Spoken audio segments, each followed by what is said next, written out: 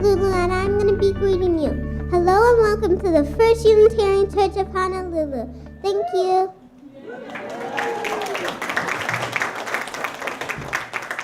Thank you, Lou. Aloha and good morning. My name is Genevieve Corsi, and I will be your worship associate this morning, along with some great little ones from our religious education program. Welcome to the First Unitarian Church of Honolulu. We are a free religious community inspired by shared principles and a mission to boldly grow compassion, justice, and joy. And as you will see this morning during our intergenerational service, we also strive to grow bold, compassionate, justice-minded, and joyous Unitarian Universalists through our vibrant religious education program. We want our children and all to know that this is a place where questions are welcome and worthy of answers. And just like our little ones, our church is a vibrant and growing and busy. I invite you to go over the announcements and notices in your weekly bulletin and in our monthly newsletter.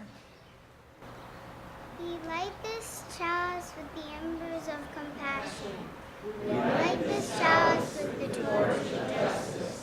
We light this chalice with the radiance of joy. Today, I'm going to tell you a story about this guy. Who knows who this is? Yeah, this is Johnny Appleseed. How many people think he was a real person? Anyone? A couple? How many people think he was just fiction? A couple. He was actually a real person. His name was John Chapman, and he was born and grew up in Massachusetts, where I'm from. And he decided he would move out west to the western frontier. Does anyone know where the western frontier was in 1789? From here, far away. But it was Ohio, Pennsylvania. So he went out to the west, and what he decided to do was to grow apples. And that's how he got his name. He was planting apple seeds. He would go out, he would find the best land that he could, and he would plant lots of apple trees in orchards. He was what you might call a nurseryman, someone who takes care of little plants and lets them grow. And in my class, we've been learning about symbols and how they stand for things we can't see or can't touch. So my story today about John Chapman, or John Appleseed, is a symbol for RE education. And I'm going to ask you if you guys can pick up what the symbolism is at the end of the story, so you have to listen. Okay, so he planted apples, and he wanted to feed people. And because he planted apples and grew trees and sold them to people, that's how he got the name Johnny Appleseed. And he was welcome out in the frontier. He brought people food in the form of apples and would sell apple trees. And the neat thing he did was, when you grow apples, do you think you get an apple the first time your tree after a year old? No. What about the second year? Not even the second year. It takes maybe 8 to 10 years before your apple tree starts producing apples. And even then, it's not too many. It doesn't really start producing apples for about 20 years. But then the tree can live for like 100 years. All that time, if you take care of it like John Chapman did, it would produce lots of apples. So he would make sure, he would go out, that the trees were fertilized and watered, that the fences around the orchard were well kept to keep animals from coming in and eating all the apples. And he had to spend a lot of time nurturing these apple trees so that they would produce good apples.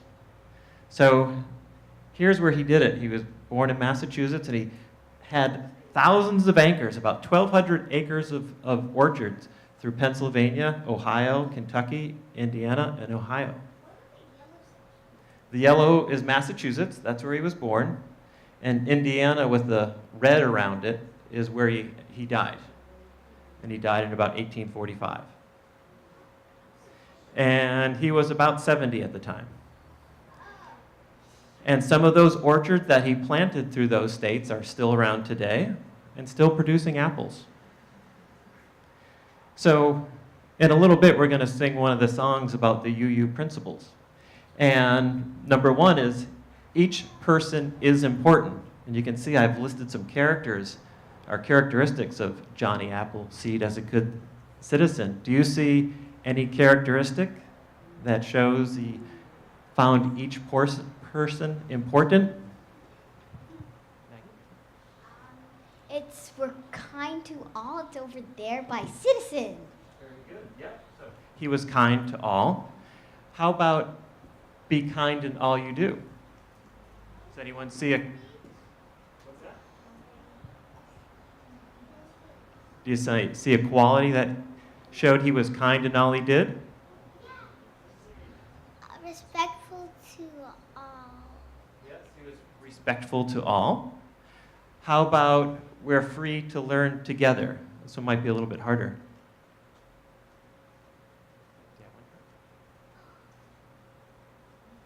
Wait, he helped the community. Right. He helped the community a lot, by providing food, keeping the orchards. Sometimes he would just give his apple trees away if people couldn't pay for them. He often didn't take money.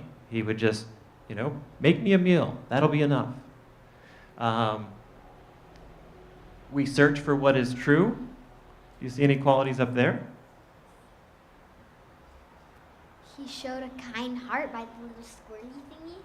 Yep, he showed a kind heart. I just forgot it. Oh, okay. If you remember it, let me know. Number 5, I couldn't find one that showed all people need a vote. So we'll skip that one. Or did you find one, Maggie? You're finding them all. Okay. He treated everyone fairly. He did treat everyone fairly. That is true. And he, spent a lot of time visiting people, and he was welcomed into their homes because he did treat people fair and told great stories. And then build a fair and peaceful world. Help the community. Yeah. He was a good community helper. Not only did he help grow his apple trees, but he would help doing, work parties within the community. And then 7, learn how to count, we care for Earth.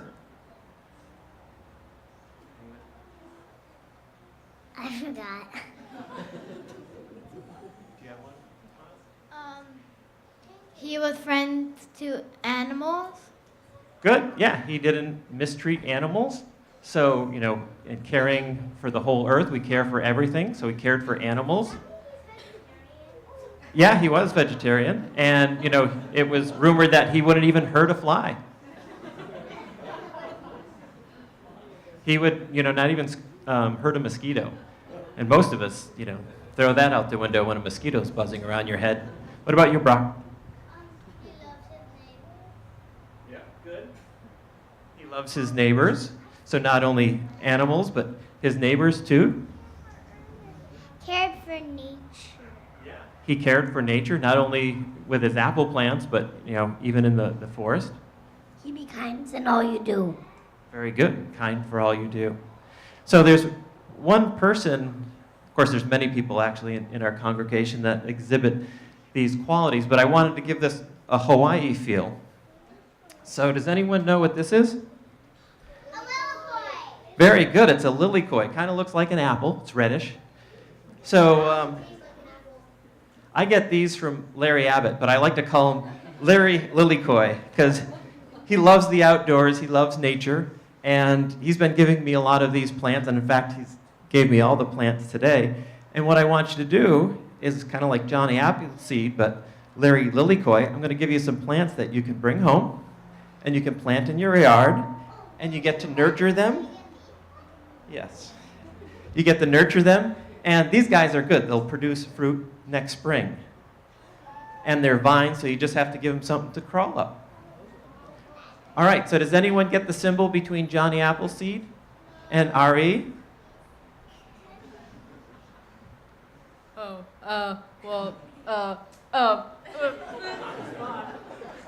He followed the UU principles.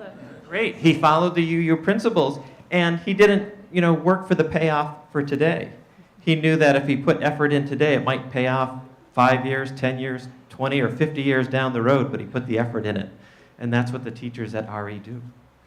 Miles? Are lily koi's a tree? Yeah, they're kind of sweet and they're kind of sour at the same time. So if you like sweet and sour things, they're really good. And I bet your dad can make some cheesecake with them. All right. And they grow from vines. That's correct. You have one? What are lily koi? I'll cut it later and you can try it. All right. So now that we don't sing you off to go upstairs, now that we don't sing you off, we'll just go back to our seats. But on the way, please take a plant, bring it back to your parents, and take good care of it. I've got plenty of plants, I think.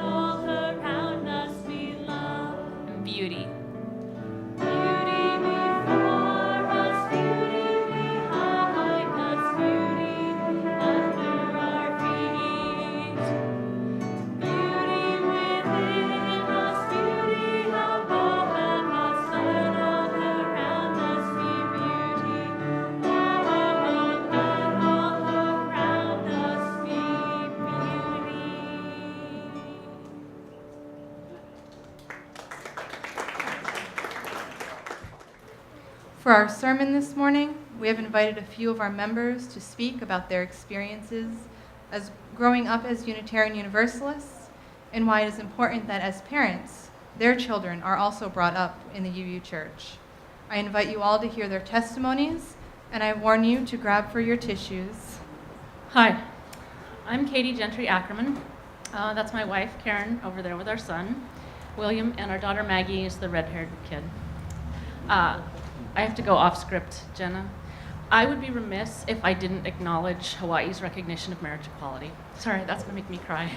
So if you feel like applauding, please do.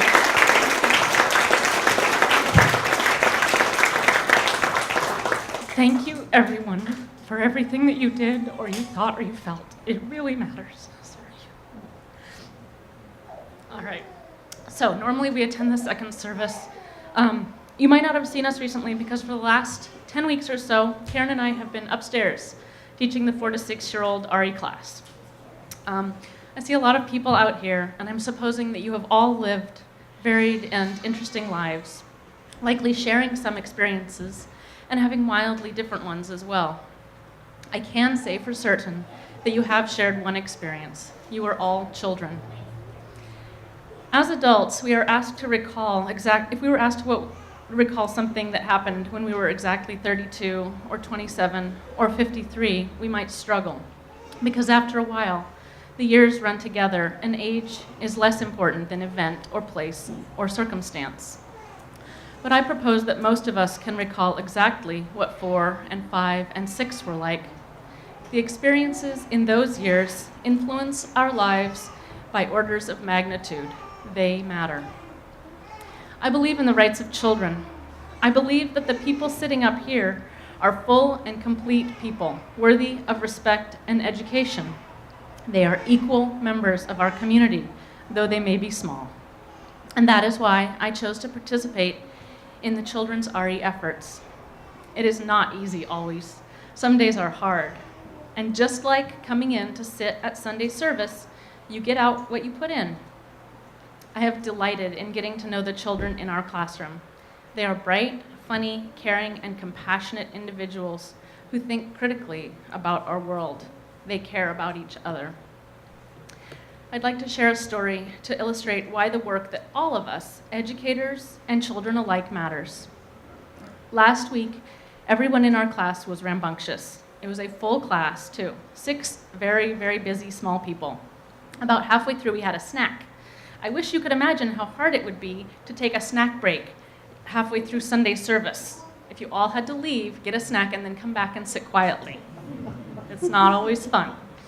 So we finally got everybody sitting down, and they all had their little snack bowls and their little cups of water. Water is very important to the small children. And something made me say, I want to do something a little different. Will someone say grace or a blessing for us? We had never done that. But some little part of me wanted the children to take a minute to be thoughtful. And sure enough, they all settled down and got interested. And 2 individuals raised their hands. In the spirit of inclusion, I asked them both to contribute, and they did. One child offered the Lord's Prayer, and one child offered a blessing honoring the earth and the sun, both perfectly recited. And everyone listened, and they were thoughtful. And then we ate and listened to a story about suffrage and Susan B. Anthony. And that, to me, is why I come to church. I come to feel challenged. And you bet it is hard to supervise and instruct squirrely children who might not want to sit on their mats. How does a teacher do that with respect and grace and honor? I can tell you that we do.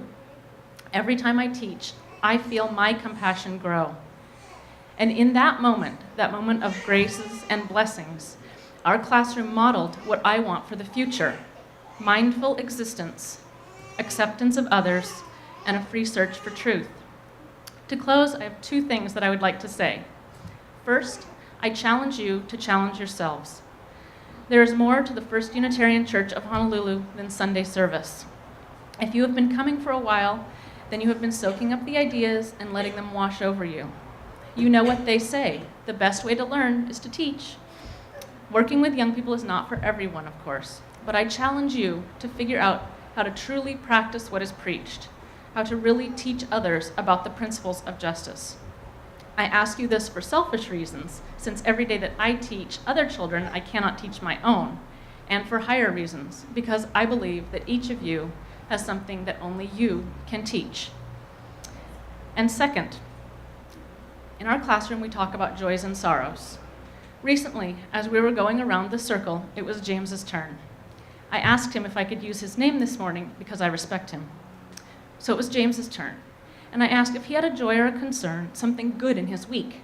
Well, he said brightly, something good is being with all of you today. And so that is the second thing I have to say. Thank you for allowing me the opportunity to participate in RE, for making a community where this happens. And as James would say, it is good to be with you all here today. Thank you. My name is Eleanor Kleiber, and I was grown UU from a very young age. First at the UU Church in San Diego, and then later here at the First Unitarian Church of Honolulu, Some of you in the audience were even part of that growing process for me. I have very vague memories of my earliest experiences at church. I asked my mom a few days ago, and apparently my siblings and I, we were not model UU children. We wanted to stay home and watch Wonderworks reruns. We thought that was much more interesting. But thankfully, my parents, my father over there, my mother there, they prevailed for the good of the Kleiber Nation. And my first real memory of church was not exactly a positive one. There was a slightly clueless Sunday school teacher who gave a university-style lecture to a room full of fourth graders. And then at the end, he served us V8. Ugh. So I can honestly tell you, I don't remember a thing about that lecture. I remember the V8 because it was disgusting. But there were fun things too. We went to the world-famous San Diego Zoo, and we looked at all the animals. And at the end of the day, some clever RE teachers looked at us and said, "So, what do you think? How do you think Noah could logistically and feasibly get all those animals onto an ark?" And we looked and we said, "Well, I could see that might be difficult. Let's think about that for a while." So there was a lot of teaching through questions. What do you think? What do you feel? An expectation set up for critical thinking. Go forth and think, explore the world and question its wonders, but also its terrors. I don't think they ever lied to us about anything, both the positive and the negative. For me, this became even more powerful, this critical thinking, when I was at the age when it started to come back towards me. I could ask questions of everything in front of me, above me, below me, behind me, under my feet. But when it started invading my own brain, that's when things really changed. And that's when church became really important. Sorry. So, when I was 11, my whole family went off on an adventure to New Caledonia for a year. Dad was on sabbatical. New Caledonia, for those who don't know, it's a South Pacific island, sort of south of us. South, yes. Very, very different. Before we left, my sister and I knew a boy at church whose name was David. And David was a few years older than us. So he was like in the realm of like the cool older boy. I might have had a little crush. He was really cute. We came back to church a year later. I was 12, I knew everything. And David wasn't David anymore. David was wearing beautiful long dangly earrings that I so wanted to wear myself. And he had decided that he wasn't David, he was Marilyn. Oh, okay.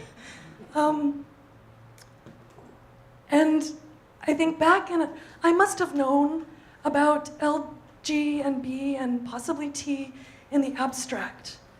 But this was the first time that my own personal, gray, concrete understanding of the gender binary just got totally glitter bombed.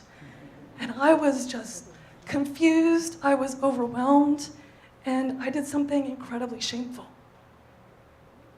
I physically ran away from David. I didn't know what to do. I couldn't compute. And I'm shaking. And I knew that there was something horribly wrong in this situation. And it took me a really long time, and probably with a lot of combination of compassionate pressure from parents, from church, and hopefully a little bit of personal epiphany from my 12-year-old brain to reflect on this for a while and to come around full circle and admit that what was horribly wrong in the situation was my own gray understanding of the world. And that's what church was for me. It was this place where I could shift and I could forgive myself. Other people would forgive me. It would be okay. But they provided that space. And to me, that's one of the most powerful lessons about growing up UU, is learning to question not just the world around me, above me, below me, but to question myself, to make a friend of doubt. And it is an especially hard and continuing lesson for someone like me who so craves certainty. I need my faith to sort of kick me and say, hey, Eleanor, you know that cozy cocoon of certainty you've spun around yourself? It's called denial. It's not helpful. I am still growing as a UU, and as some of you may notice, I'm starting to grow another UU. And I'm working daily to let go of my cravings for certainty, and instead to take comfort from the seeking we all do together. My name is Matt. This is my personal story about growing up as a Unitarian Universalist. My mother joined the Unitarian Universalist congregation of Atlanta when my sister was born. At that time, I was about 1.5 years old. We had just moved from Pittsburgh, where she grew up, and she told me that the reason that she joined was because she didn't speak the local language. The Southeast can be an interesting place if you're not used to it. I guess she found what she was looking for because for 40 years, she's been a member of UU congregations from Atlanta to Port Townsend and is still very active. She's probably watching right now. Hi, Mom. Attending UUCA, in my early years, I remember the childcare rooms and sometimes sitting and listening to the services with my mom. She would always let me put the money in the offering bowl. I remember trying to figure out how to read the hymnals as the congregation sang the same songs that we sing here. I remember running around through the adults after the services with the smell of coffee and the din of conversation in the air. It is always good to return there, and it is always almost just as I remember it. As I got older, I remember learning about God and Jesus and Buddha and Taoism and Judaism and many other faiths. Some things stuck with me and others did not. I recall listening to the stories and trying to figure it all out in my head. The world was a vast and exciting place full of questions and mysteries. I remember ERA in the same way that many of these kids will remember marriage equality in Hawaii. As I got older still, I remember visiting other churches with my friends from school and thinking how strangely different they were from mine. Being told what to believe is hard to handle when you're used to people always asking you what you believe. I remember bringing my friends to church with me and being so proud of the special group of people there, my group of friends. A few of the friends that I brought stayed and became part of our group, and others maybe thought we were strange and didn't come back. I was always and still am very proud of being a UU, and I liked explaining the way my unique religion worked. There are things about UUism that are frustrating at times, but at least for me, there's simply no other way to be. Eventually, as I came to realize that the most valuable thing to me about church was, as I was growing up, was having a safe place to go. I had something very special, and that was a group of friends that all had similar ideals and a similar view of the world. My teenage years were hard, and having something separate from my schoolmates, neighborhood friends, and my parents was something very valuable to me. A place to be myself just as I wanted to be, with people who celebrated individuality, is something that is hard to find at that age. I looked forward to youth lock-ins at the churches in the area, UU summer camp at the mountain, which is a UU retreat in the North Carolina mountains, and SUSI, the Southeastern Unitarian Universalist Summer Institute. These were places where I didn't feel like I needed to fit in, I just did. I learned about life, I learned about community and the world we live in. I learned about friendship and love. I had role models that I really looked up to. All of those people are still friends of mine and always will be. When I was about 16, I started to grow away from the church. I went less often, only attending services with my mom, occasionally. but I've always identified myself as a UU. What I had learned growing up is with me for life. The friends I made are with me for life. I know who I am, and I'm still very proud of who I am. What an amazing gift that is. So now I have 2 kids, and we have all of these kids.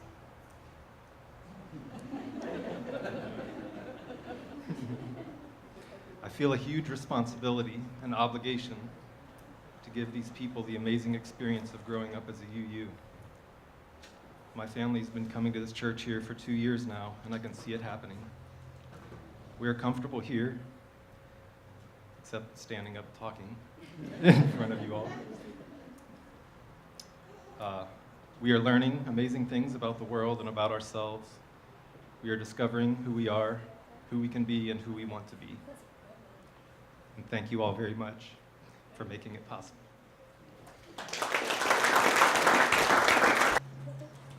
Our Kiki now have another song for you. So if I can have all the kids come back up to the rug.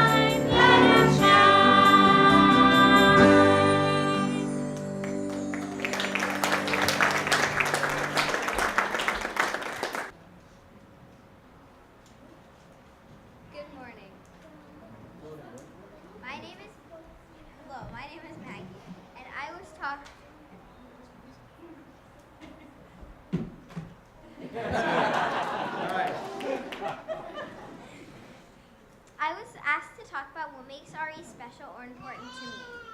RE is special because it teaches us qualities that we can use every day. I learned that everyone is a part of something.